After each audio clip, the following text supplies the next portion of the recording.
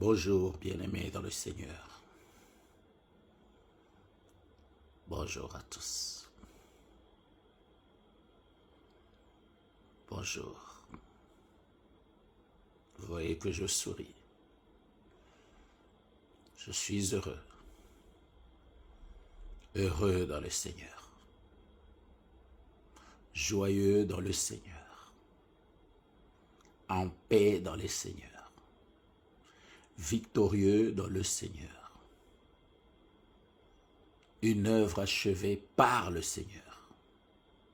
Présentée par le Seigneur. Un jour pour Dieu est semblable à 1000 ans. 1000 ans sont semblables à un jour. Et voici un nouveau jour, dans sa première nuit. Car chaque jour a 2 nuits. D'une heure du matin à 5 heures, c'est la première nuit. De 6 heures à 18 heures, le soleil brille pour éclairer l'œuvre glorieuse de l'Éternel. De 19 heures à minuit, c'est la deuxième nuit, qui font 24 heures. Et chacun doit payer sa dîme, et Dieu a dit la dîme de tout. Dieu n'a jamais dit que la dîme c'était l'argent. Ne vous y trompez pas. Dieu a dit toute la dîme et il a précisé que c'est le 10e. Chacun, pour le souffle de vie qu'il a en 24 heures, est appelé à payer la dîme du temps. 2h40 dans la présence de Dieu. C'est-à-dire 2h40 de consécration, de sanctification, de repentance, de louange et d'adoration, de prière, de bienfait, d'amour fraternel. Vous allez payer des dîmes d'argent, vous êtes fiers de vous. Est-ce que Dieu a besoin d'argent? Jésus avait une robe blanche, sans couture ni poche. Et on l'appelait l'homme chic en sandales. A-t-il besoin d'argent? Lorsqu'on l'a suivi pour qu'il paye l'impôt, il a demandé qu'on le tire d'un poisson. De quoi payer l'impôt? Celui qui a pêché le poisson ne savait pas que dans ce ventre de ce poisson, il y avait de quoi payer l'impôt. Waouh! Et un Dieu comme celui-là, toi, tu refuses d'y croire. Dieu seul sait qui tu es. Mais aujourd'hui, en ce premier jour de l'an 2026, waouh! Dieu me dit de nous dire, voici la première nuit qui court vers son terme afin que le soleil se lève et s'impose pour présenter l'œuvre glorieuse de l'Éternel.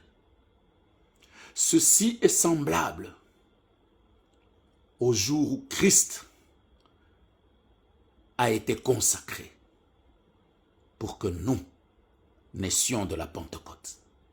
Ça veut dire que l'œuvre de l'Esprit, de la chair s'arrête pour que l'œuvre de l'Esprit s'impose en nous afin que ceux qui vivent encore de la chair comprennent et voient que nous sommes un témoignage de la transformation, un témoignage de la délivrance, un témoignage de la justice et du salut.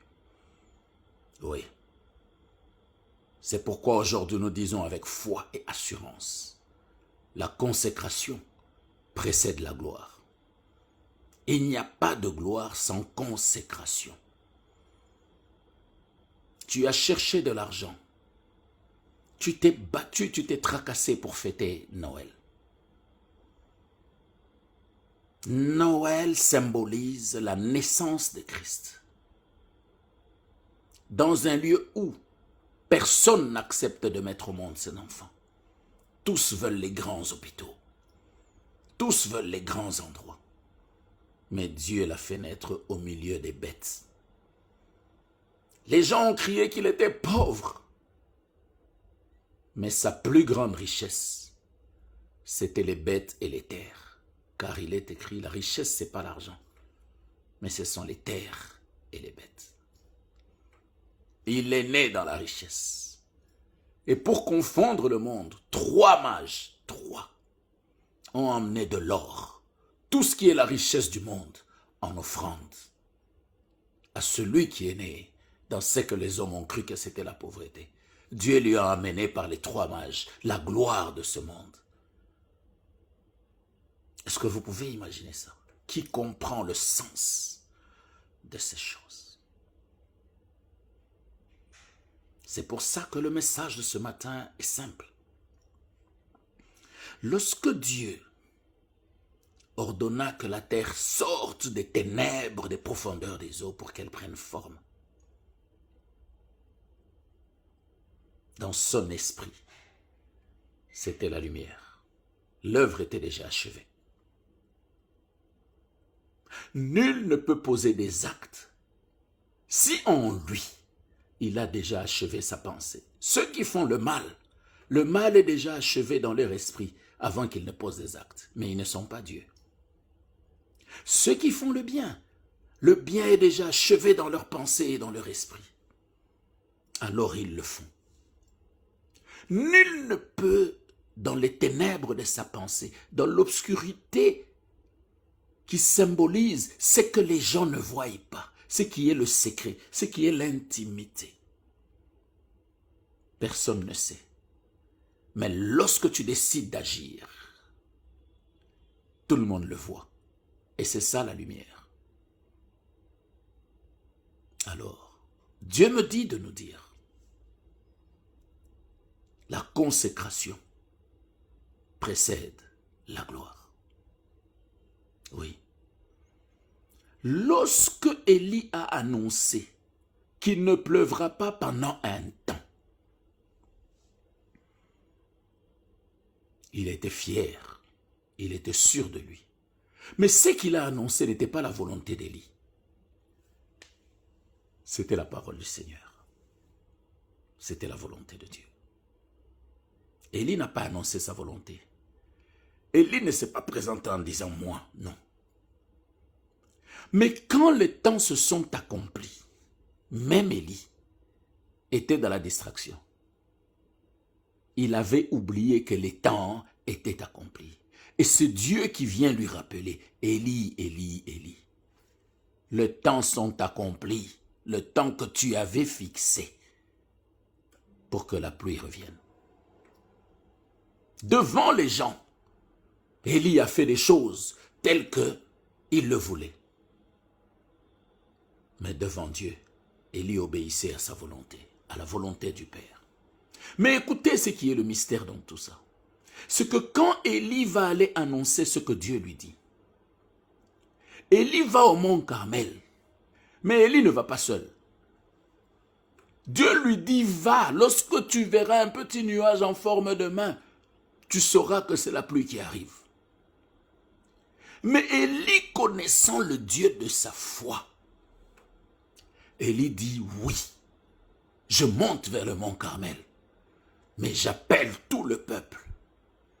Et les prophètes de Baal et les prophètes d'Astarté. Dieu n'a pas dit à Élie, appelle le peuple, appelle les prophètes d'Astarté, appelle les prophètes de Baal, va faire ta volonté. Non, Dieu a dit, va annoncer la pluie car les temps sont accomplis. Mais Élie était un homme de foi qui connaissait son Dieu, qui entrait dans la profondeur de la parole pour la sonder et la comprendre. Il ne suffit pas d'entendre, mais il faut comprendre. Élie a compris. Alors Élie dit, avant que je n'annonce la pluie, il faut que je consacre le temps que Dieu donne pour que la pluie vienne. Et tout le monde saura que l'Éternel est Dieu. Que ce soit les Baals, que ce soit les Astartés, les idolâtres, les méchants, tout ce qu'on veut, et les bons qui ont toujours cru dans lesquels certains doutent, ils sauront aujourd'hui que l'Éternel est le vrai, seul Dieu ou le seul vrai Dieu.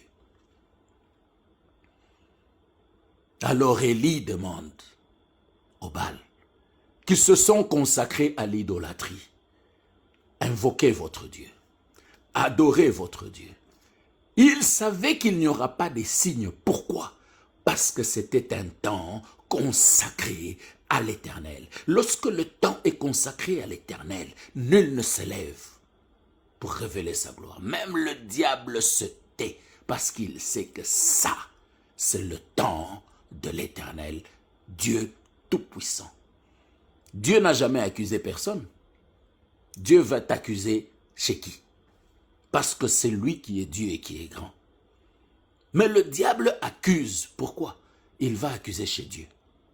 Parce qu'il reconnaît que c'est Dieu qui est grand, que c'est Dieu qui est puissant, que c'est Dieu qui est vrai, c'est que Dieu qui est miséricorde. Il le sait. Voilà pourquoi il va accuser chez son supérieur. Le diable reconnaît que l'Éternel est Dieu. Mais toi, tu renies la foi.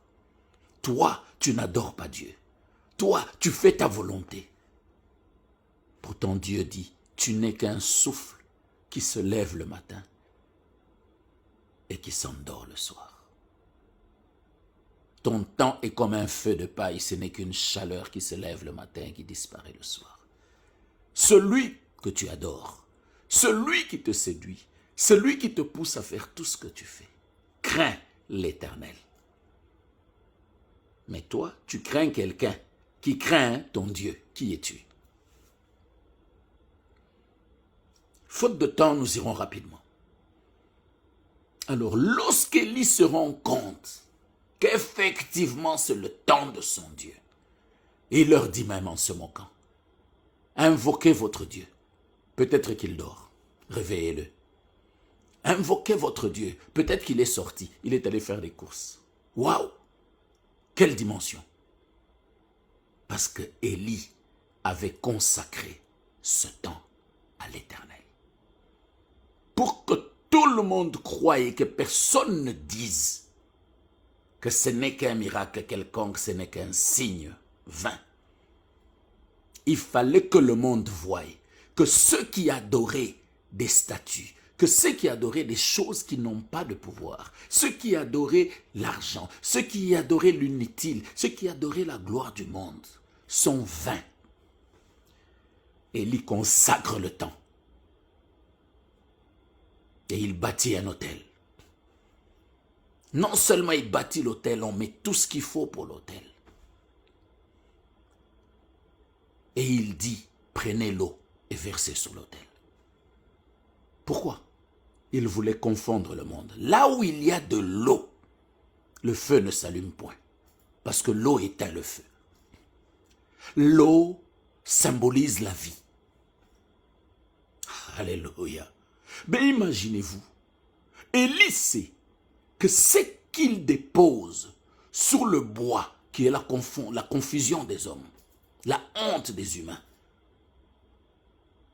là où ils ont cloué le Christ. Élie sait, parce qu'il est prophète, il connaît l'avenir, il connaît la parole de Dieu. Élie confond le bois, parce qu'il le mouille. Élie confond le sacrifice, l'offrande, l'action de grâce, parce qu'il le mouille. Élie confond les pierres qui symbolisaient les 12 tribus de Juda. Les 12 pierres de l'autel.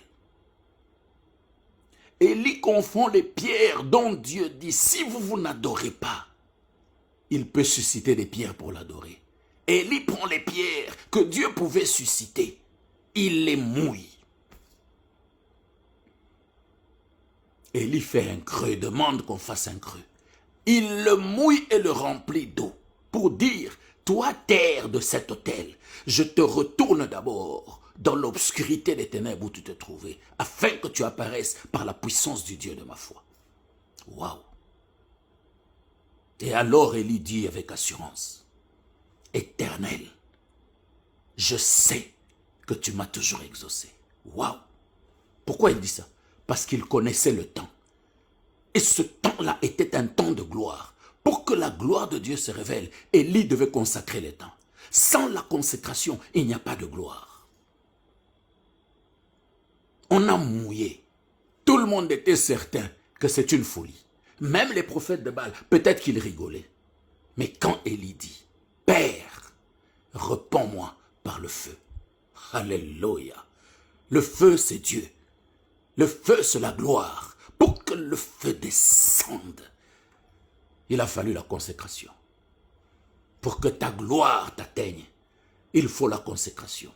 Pour que le miracle vienne, il faut la consécration. Pour que la prophétie s'accomplisse, il faut la consécration. La Bible dit, Dieu répondit par le feu.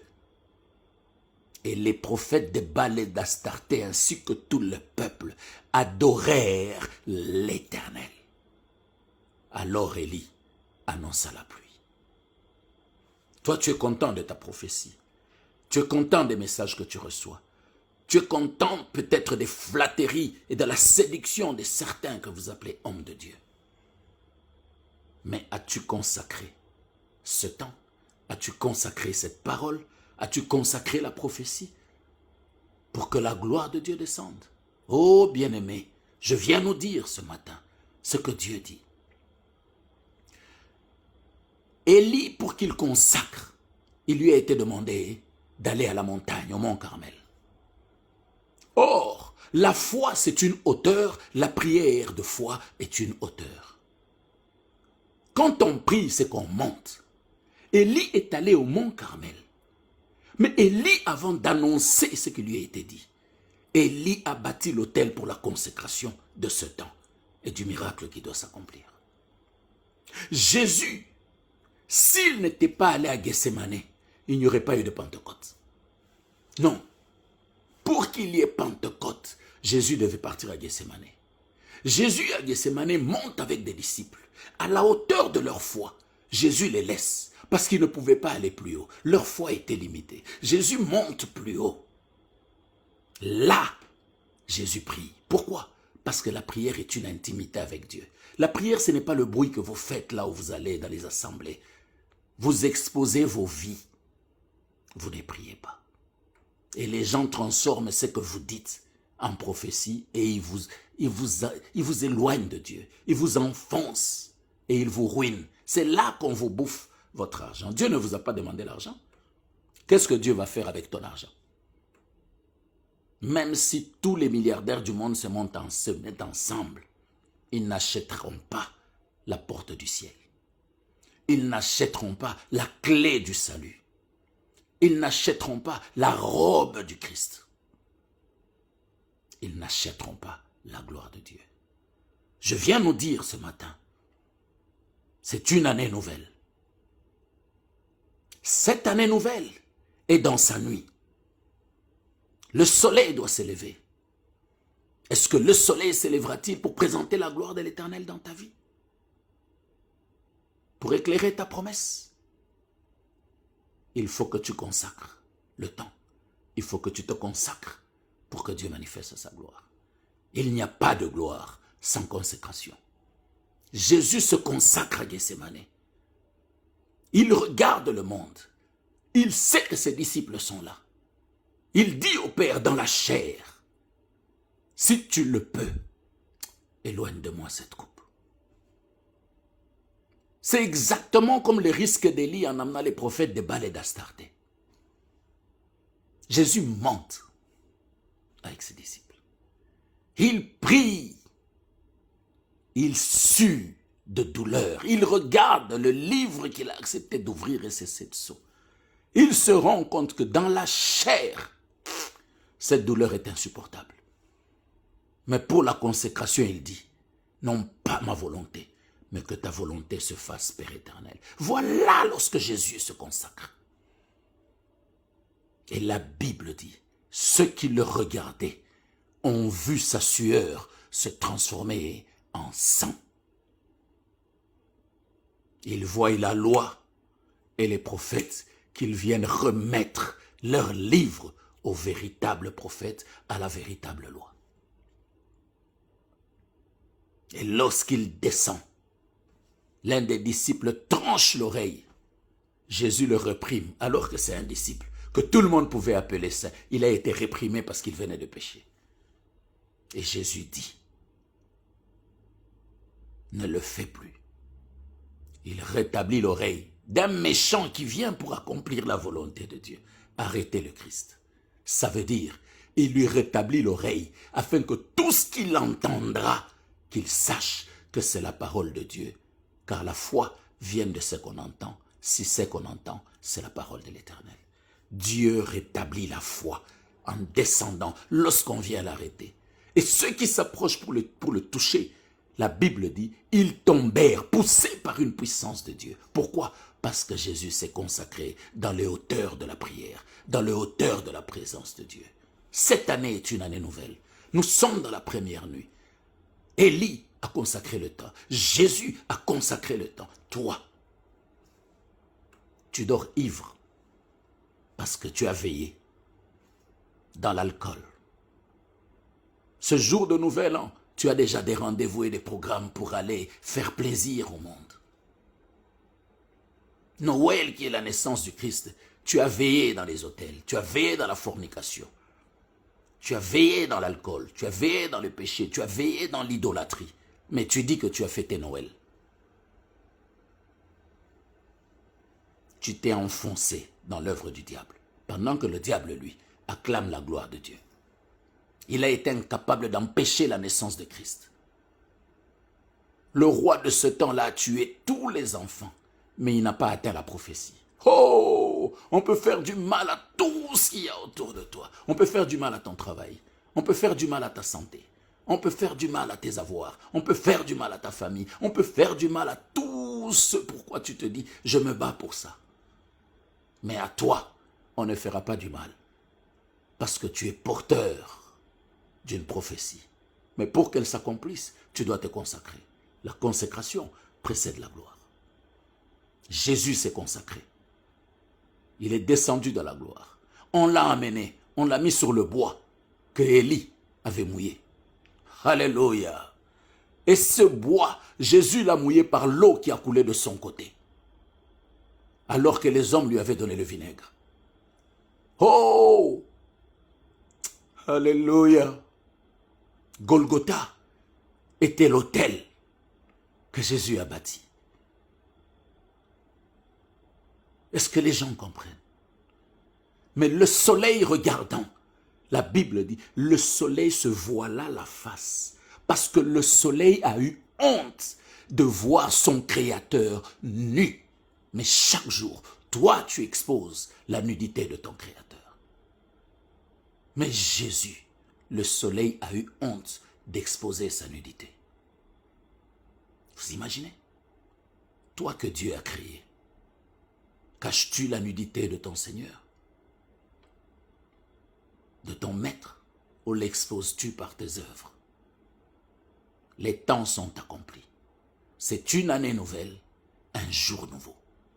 Mais nous sommes dans la nuit de ce jour. L'autel doit être bâti. Et cette nuit symbolise cette situation dans laquelle tu es. Le soleil va s'élever, mais il doit s'élever pour que les gens voient la pluie d'Élie, pour que les gens voient la gloire du Christ, pour que les gens comprennent que la prophétie est accomplie.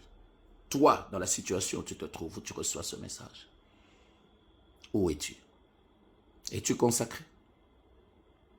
Où es-tu dans le péché? Quand sera-t-il lorsque le soleil s'élèvera pour présenter l'œuvre? Pour l'instant, le soleil a voilé sa face. Oui, parce qu'il ne peut pas exposer ta nudité. Tu es en train d'être transformé. Tu es en train d'être achevé. Parce que dans la pensée de Dieu, tu es fini. Mais physiquement, les gens doivent voir la gloire. Mais pour que les gens voient la gloire, il faut qu'il y ait une nuit où Dieu achève l'œuvre. Et le soleil se lèvera pour présenter l'œuvre. Qu'est-ce que le soleil va présenter? En se levant en ce premier jour, afin que cette année soit une année de grâce et de gloire, une année de bonheur et de paix. Bien-aimé, humilie-toi, reviens à ton premier amour, relève-toi dans la présence de Dieu. Dieu pardonne, Il n'y a rien que Dieu ne sache pardonner, à part ce que la Bible dit. Le blasphème contre le Saint-Esprit. Ça, il est écrit. C'est un péché qui ne te sera jamais pardonné. Que celui qui a des oreilles pour entendre, entende. Et comprenne la parole de Dieu. Dieu est fidèle et juste. Cette année doit être une année consacrée. As-tu rebâti l'autel?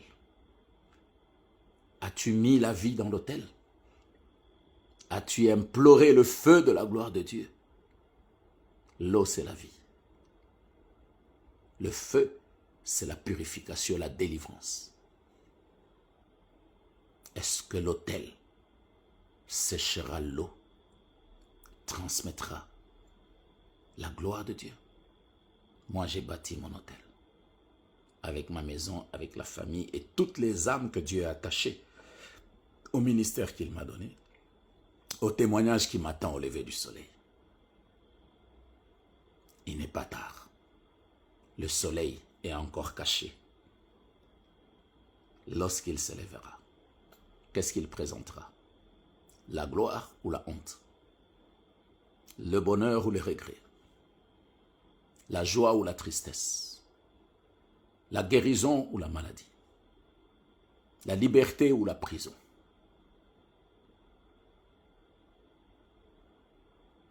Si tu entends cette parole, fais le bon choix, car il n'est pas encore tard. Que Dieu bénisse chacun de nous et je souhaite lever le meilleur pour cette année 2026 à chacun de nous. Soyez bénis au nom de Jésus-Christ. Amen. Amen.